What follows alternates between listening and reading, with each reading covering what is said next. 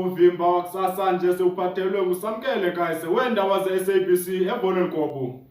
Umba ophambili abakwaMpehle baxotshiwe ezulwini ngenxa yendlela abangamakhonqonqo ngayo. Ividiyo seyithe sakumakhasi onxibelelwano. Ingcaphephe zeli zizamile ukuba sixhumane nefemeli yakwaMpehle. Ngoko ke sizawuzama ukumbuza imibuzo ukuba kwenzeke ntoni ezulwini, asicacisele ngokwakhe. Nako siya kuye ke baphulaphuli. Yekazi kakucacisele ngento eyenzekileyo ezulwini. Kujike pha.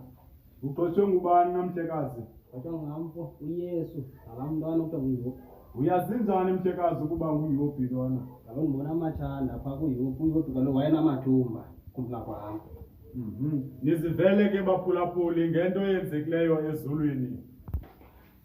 Baphulaphuli nizivele ngokwenu ngomfo lona ugxothiweyo ezulwini.